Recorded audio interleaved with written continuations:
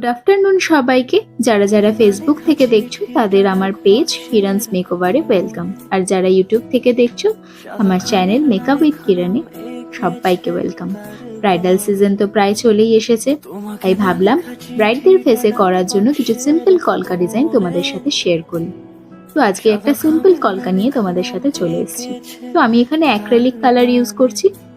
আমি একটা off white colour নিয়েছি কলকা করার জন্য, আর এখানে যেই তুলিটা ইউজ করছি সেটা হলো সোনাই সেট 7-এর 40 তুলি।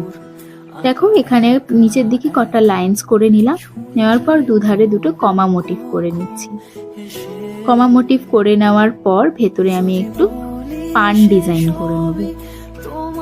কলকা তোমাদের কাদের কাদের ভালো লাগে করতে তারাও অবশ্যই কমেন্টে জানিও। যারা ভয় পাও কলকা করতে তারাও কিন্তু অবশ্যই জানিও। যারা ভয় পাও তাদের জন্য বলছি, কলকা খুব বেশি ভয়ের কিছুই না, খুব বেশি করে প্র্যাকটিস করতে হবে। প্র্যাকটিস করলেই একদিন নিশ্চয়ই পারবে। মানুষ পারে না এরম কোনো কাজ নেই। তো দেখলে আমি এখানে কিছু মোটিভস করে নিলাম। এটা একটা সুন্দর পাতা মোটিভস।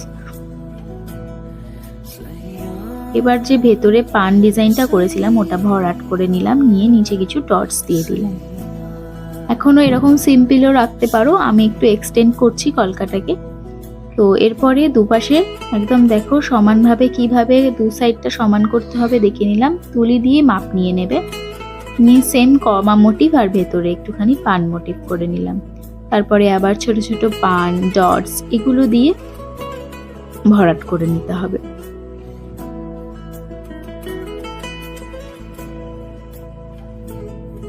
আমি আমিতে ভাসিনি কোনোদিনও নীলে, তুমি তোমার দু চোখে সেই নীল ছুঁলে। আর যারা কলকা বলবো না, যে কোনো জিনিসে যদি পারদর্শী হতে চাও তোমাদের প্র্যাকটিসটা বজায় রাখতে হবে। যত ভালো প্র্যাকটিস করবে তত ভালো নিজেকে ইমপ্রুভ করবে, এটা অবশ্যই মাথায় রাখবে। তো এরপরে দেখো আমি কলকাটাকে একটু হাইলাইট করে নিচ্ছি রেড কালার দিয়ে। রেড অ্যান্ড অফ হোয়াইটের কম্বিনেশনটা কিন্তু ভীষণ সুন্দর লাগে।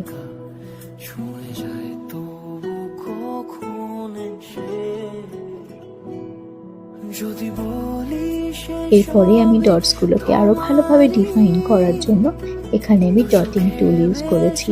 তোমাদের কাছে ডটিং টুল না থাকলে কলকা ব্রাশের যে পিছনে পয়েন্টেড এরিয়াটা থাকে ওটা দিয়েও ভালোভাবে পয়েন্ট করে নিতে পারো।